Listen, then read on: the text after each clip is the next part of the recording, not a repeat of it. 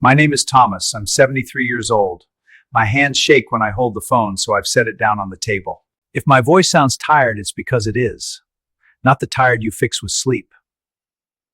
The tired that comes from carrying the same thought for decades and never letting it out. I didn't mean to record this today. I was sitting in the kitchen, waiting for the kettle to finish boiling, and I realized the room was too quiet. The clock was louder than my breathing. That's when the thought came. If I don't say this now, it will stay trapped in me until it doesn't matter anymore. I don't know who will hear this. Maybe nobody. That might be better. It feels like a confession, and confessions don't like crowds. I used to think my life would make sense later, that one day I'd look back and see a clear line, like a road on a map. I believed that if I just kept moving, the meaning would catch up with me. I grew up in a small town with one main street and 3 churches. My father worked at the mill until his back gave out. My mother smelled like soap and boiled potatoes. We didn't talk about feelings. We talked about weather and work and whether the roof was leaking again. I learned early that silence was safer than saying the wrong thing. So I stayed quiet, and when I wasn't quiet, I stayed busy. I married young. Her name was Ellen. She laughed with her whole face. I liked how she tilted her head when she listened. We had a tiny apartment with a refrigerator that hummed all night and a window that stuck in the summer. We told ourselves it was temporary. Everything was always temporary.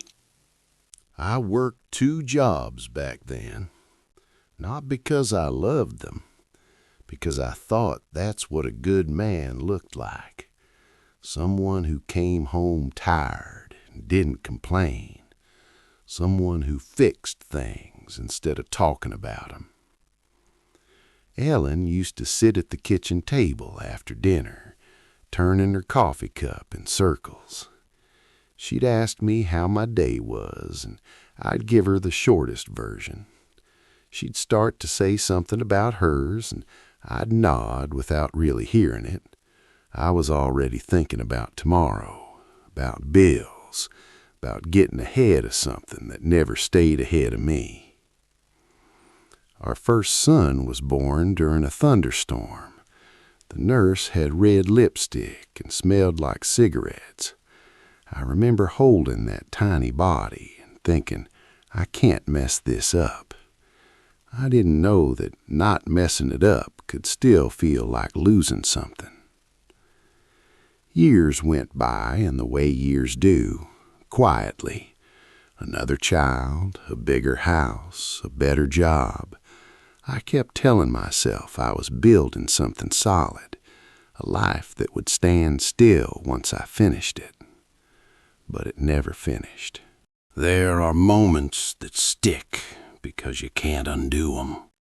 Like the time Ellen stood in the doorway with her coat on and said she felt lonely in her own house. I told her I was doing all this for us. I can still see your face change when I said that. Not angry, just tired. Or the afternoon my son asked me to come to a school play. I said I couldn't get the time off. I said it like it was a fact, not a choice. He stopped asking after that. My daughter used to crawl into my lap when she was small. She smelled like crayons and shampoo. I remember pushing her gently away one evening because the news was on. I told her later. Later became never. I didn't notice the pattern while it was happening. That's the strange part. From the inside, it feels like responsibility. From the outside, it looks like distance. Ellen and I learned how to talk about groceries and nothing else. We slept on the same bed, but dreamed in separate directions. I thought this was what marriage turned into, if you stayed long enough. The day she moved out, she left a note on the counter. Just 3 sentences. No drama, no yelling. I read it standing up. I didn't sit down until an hour later. After that, the house sounded different. Empty rooms don't echo the way you expect. They just absorb you. The kids grew up somewhere else. They became adults with their own lives. I saw them on holidays. We hugged the way people hug when they're not sure what they're allowed to feel.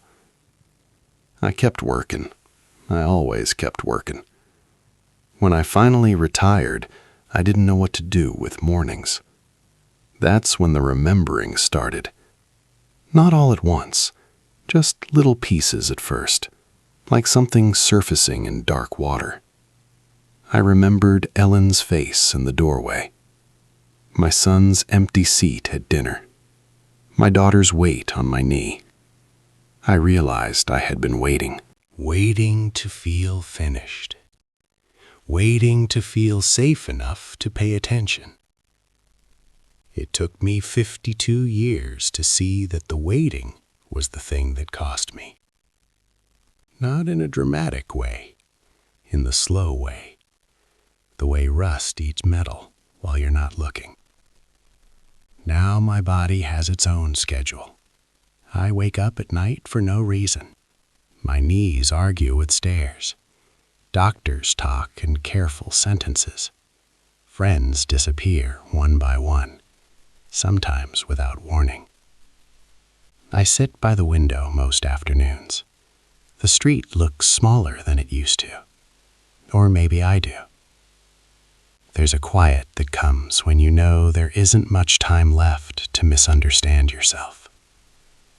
I used to think love was something you proved by surviving things. Turns out it was something I postponed. I don't say that with anger, just with weight. Sometimes I imagine telling Ellen I was scared, not of losing her, of stopping. Sometimes I imagine sitting in that school auditorium and watching my son step onto the stage, even if I didn't understand the play.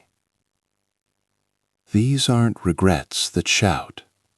They sit, like furniture you never moved. I'm not recording this to fix anything.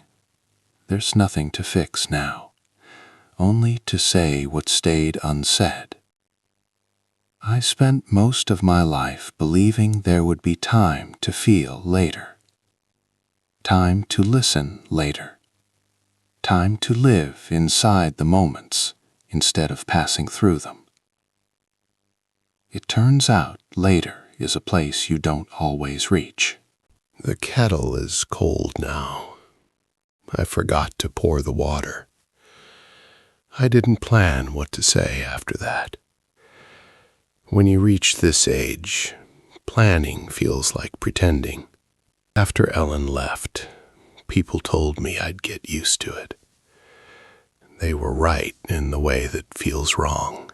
You don't get used to loss. You just learn how to walk around the shape of it. For a long time, I filled the evenings with television. Game shows, news, anything that talked so I didn't have to. I'd fall asleep in the chair with the remote in my hand, like it was proof I still controlled something. One winter, I caught the flu. Nothing dramatic, just enough to make me weak. I remember lying on the couch, sweating through my shirt, staring at the ceiling fan that wasn't even turned on. That's when it hit me that if something happened to me, no one would know right away. The thought didn't scare me at first. It felt accurate. I started going through old boxes after that. Photos, papers, things I kept without knowing why. There was one picture of Ellen and me at the lake. She was standing in the water holding her shoes. I was on the shore looking at something off to the side. I don't remember what I was looking at. I just remember not looking at her.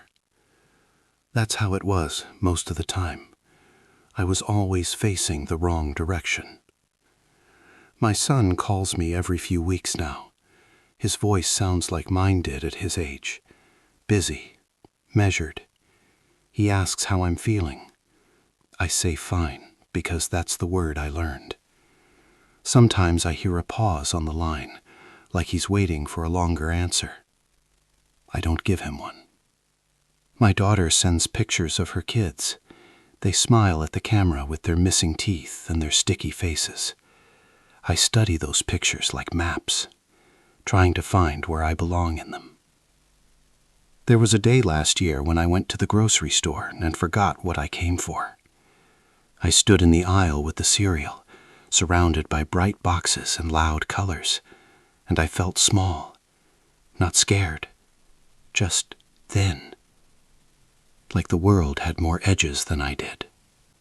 I thought about all the times I told myself, later when work slows down, later when things are stable, later when I feel ready. Later turned into a long hallway with no doors. The strange thing is, I wasn't unhappy all the time. I laughed, I ate, I paid my bills. But there was a space inside me I kept closed because I didn't know what to do with it. When Ellen said she was lonely, I thought she meant bored. I didn't understand that she meant unseen. I didn't understand that until I started feeling it myself. It comes in the mornings now, when the light hits the wall and there's no one to comment on it, when I make coffee and there's only one cup to wash. People think loneliness is loud. It isn't. It's soft. It waits. Sometimes I talk to the room. Not full sentences, just little things. That's strange. Did I leave that there? It makes the air feel less empty. I tried dating once after Ellen. One dinner. We talked about our knees and our prescriptions. I went home and sat in my car for a long time before going inside. It felt like borrowing someone else's coat. Warm, but not mine. What I wanted wasn't new. It was old. The sound of my daughter laughing in the next room. The way Ellen leaned her head on my shoulder during movies. My son's questions when he was little and thought I knew everything. I thought those things would wait for me. They didn't. I don't say that with bitterness, just with clarity. There's a kind of truth that only shows up when you're tired enough to stop arguing with yourself. I used to think strength was staying upright no matter what. Now I think it was sitting down with what mattered and not getting up so fast. If I could describe what I finally understood, it wouldn't sound smart. It would sound small, that the days weren't leading somewhere else. They were it. That the people in the room were the point of the room. That being needed wasn't a burden, it was a sign. I missed a lot of signs. Now when my son pauses on the phone, I try to pause too. Not always, but sometimes. Now when I look at the pictures my daughter sends, I don't rush past them. I sit with them until my chest feels warm instead of tight. It doesn't fix anything. It just lets me be where I am. The doctor says my heart is managing. I like that word. It sounds honest. I don't know how much time I have left. That's not a dramatic sentence. It's just a true one. What I do know is that the waiting is over. Not because I decided it, because there's nothing left to wait for. I don't need my life to mean something big. I just need it to be seen for what it was. A man who kept moving. A man who loved even when he didn't know how to show it. A man who learned too late that silence can look like distance. I'm not ashamed of my life. I just finally understand it. If this sounds heavy, that's because it is. But it's also calm, like a lake after the wind stops. I think that's all I have for today. If you want to sit with this for a moment, you can, or you can leave. Either way is okay. Thank you for listening to an old man talk to himself.